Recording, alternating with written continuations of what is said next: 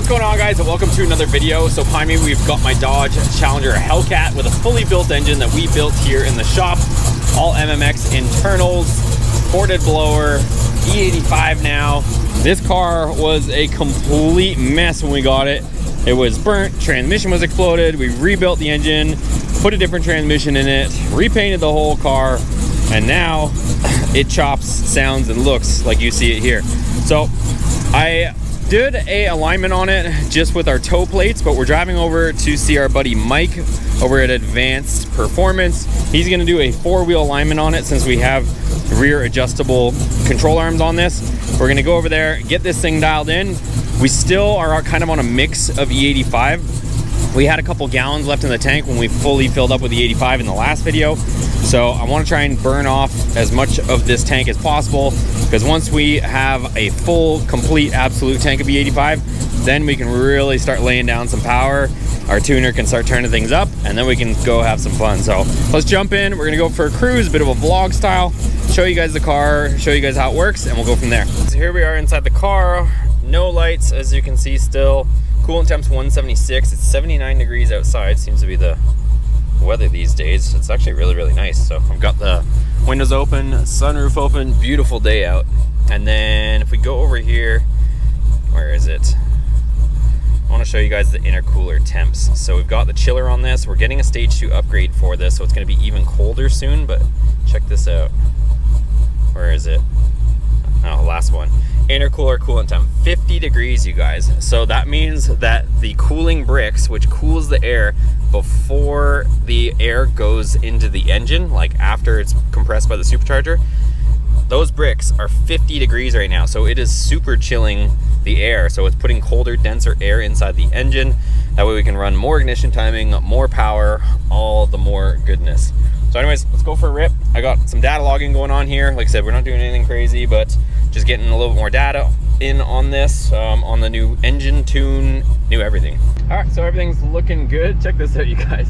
This guy with the RV with his SUV behind thought it'd be a good idea to pull past the line and hang his SUV on the train tracks.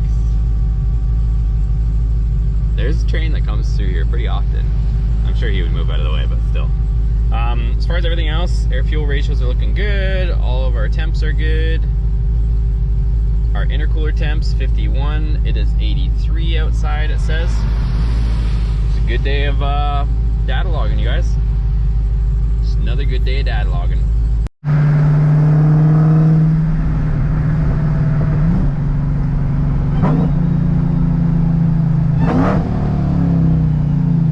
If we can't step on it, we might as well downshift, right?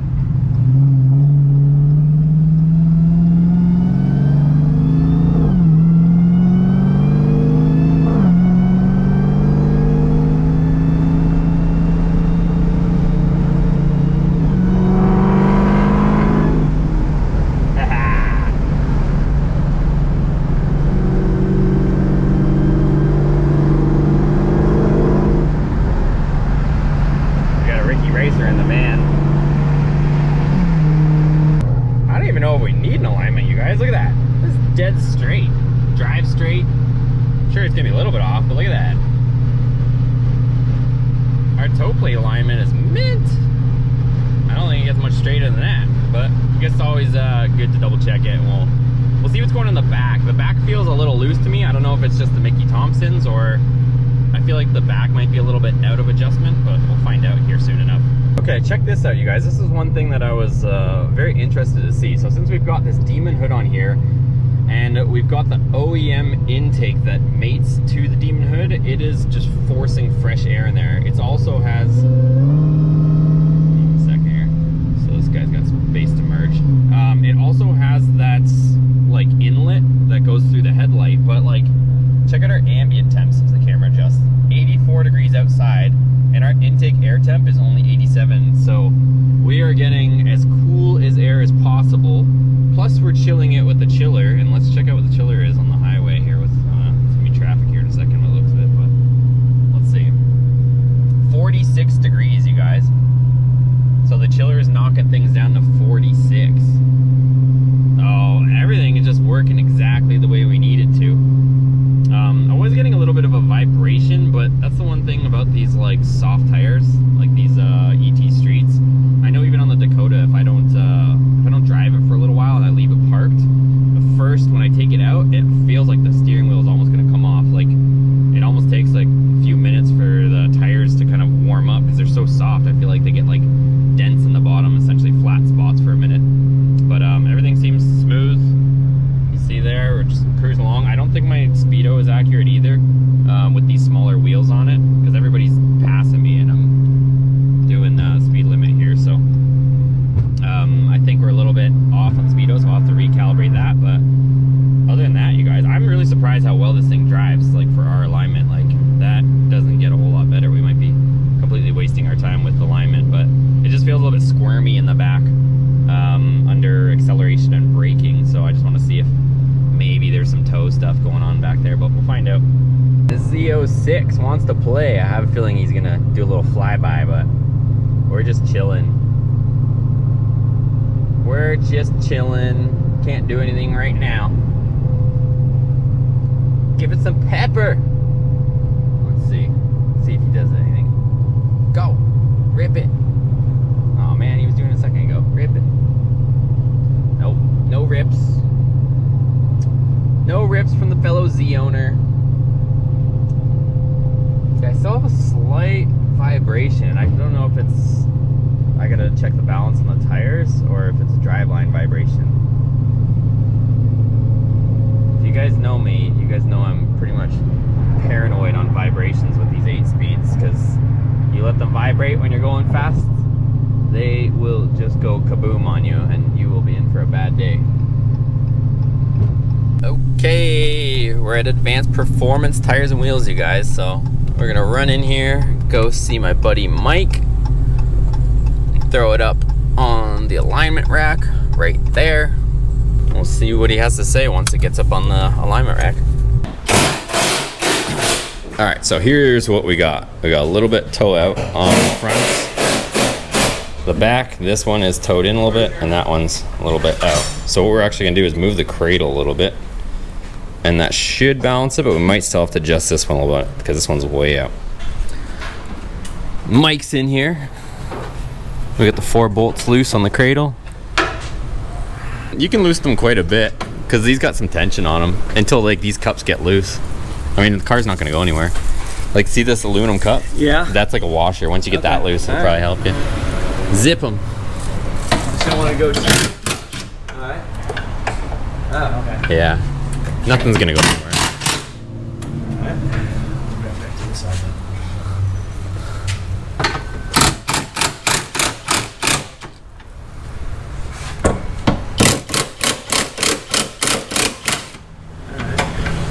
Let's see.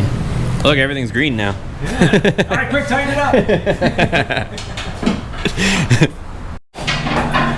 Hey, Mike somehow nailed it. 17 on each side. It's the miner's life. All right. All right, and then that's what that is. Mike's just showing us you can buy adjustable bolts for the front end, but Chrysler or Mopar or whatever doesn't give them to you. And that's to cut a slot, or you can take a Dremel and freehand it, or you do the upper control arms. It's probably the easiest way, but and then you have the adjusting sliding thing, because your camber up front right now.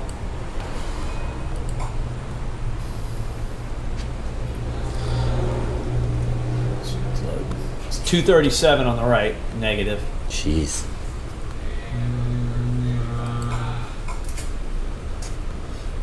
And negative 160 on the left. Yeah. If it was, I mean, money's always an object, but the upper control arms would probably be the better way to go. Yeah. Plus the rubber, I think, in the SPCs might be a little bit stiffer. You know, a little less deflection. Okay. But your casters are good, so I wouldn't worry. 970, 952. So I wouldn't even mess with the caster ones. But you definitely want to drop the camber. Those bolts, will they give us caster adjustment though? Probably. The one, the cam bolts or whatever. This does. Oh. This one, yes. Yeah. But you don't need it, so it's kind of, I mean, it's there, everything, but we got a good caster. Huh. Yeah.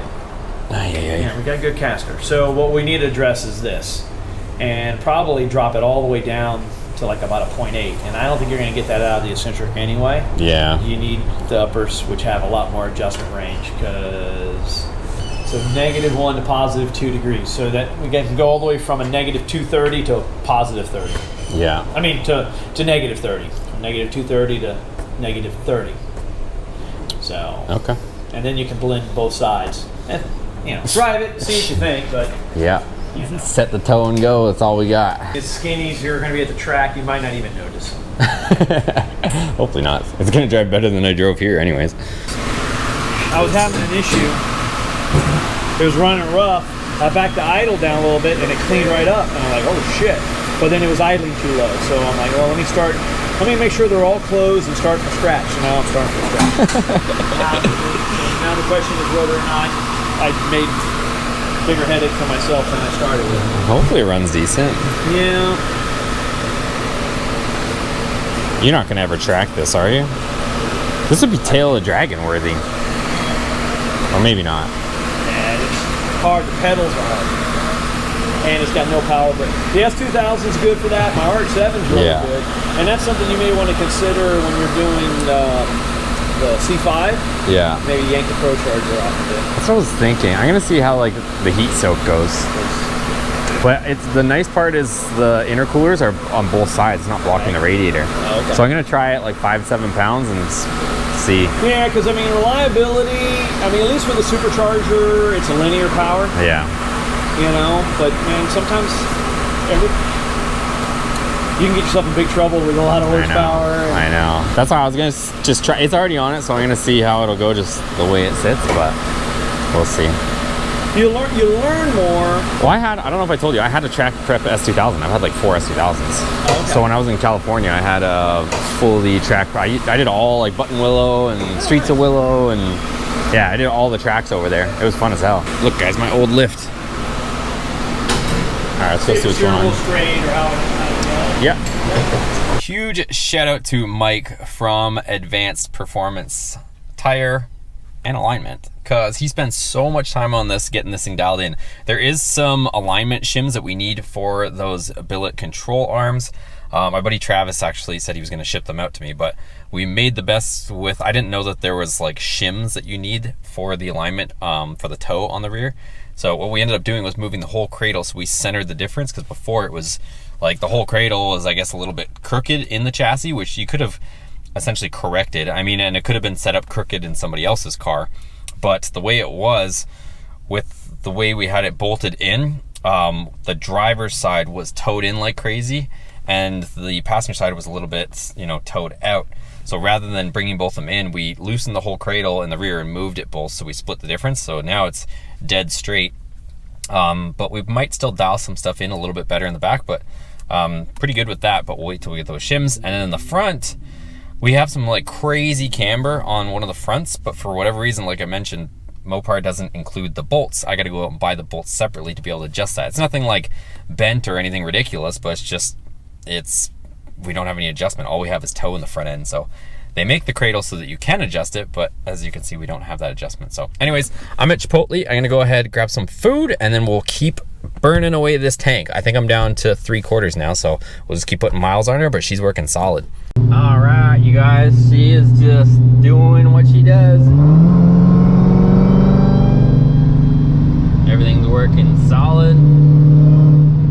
And now it drives even straighter than before. So thanks to Mike over there. I'll link them down below, you guys. If you guys are in the Tampa area and you need somebody that knows cars, likes cars, is actually a car guy. He's got a bunch of cool cars. He's got an RX-7 with an LS swap. You guys saw that cool ass like retro car that he has, and then he also has an S2000. Like, he's definitely a car guy too. So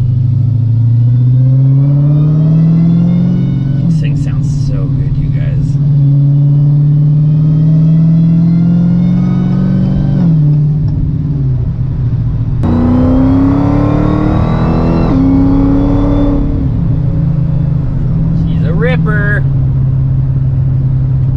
All right, you guys, so we are back in the shop and the Hellcat is working awesome. So we drove all the way over to Tampa and back actually the other side of Tampa, so it was like an hour-ish and back again. Everything worked beautifully, no issues, and we got the alignment on it, of course. So that's it for that part of it. As for the billet diff, I saw some people asking about it. It's still sitting here. I still got to work out what we're exactly going to do with it before it goes back in the car. And our billet drive shaft is still right there, so that also has to get dealt with. And a bunch of stuff going on with this. We've got a 2-bar map sensor going in this, as well as a tune, so that's going to get sorted out.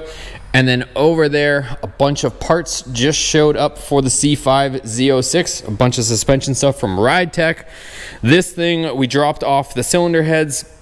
I didn't document that because it wasn't that exciting, but dropped off the cylinder heads to the machinist. So they're gonna go through them all, make sure they're good to go, assemble them, and then we are going to be assembling the short block on this, the 426, and I'm gonna be walking through that step with you as well. So definitely not a lack of stuff going on over here, you guys. I'm gonna start working right now on the Z06 and loading that tune. And we'll get underway on that process and we'll be able to finally go wide open throttle pretty soon on this. That's something I've been wanting to do since we got it, which feels like forever ago. I think we've had this for like a month or two at this point, but lots of stuff on the go. Give it a thumbs up before you take off. Let me know how you guys are liking the daily vlogs. We got a lot more on the way. I think we might have somebody stopping by tomorrow as well, so we'll get that video coming for you guys as well. Thanks for watching. Catch you guys on the next one.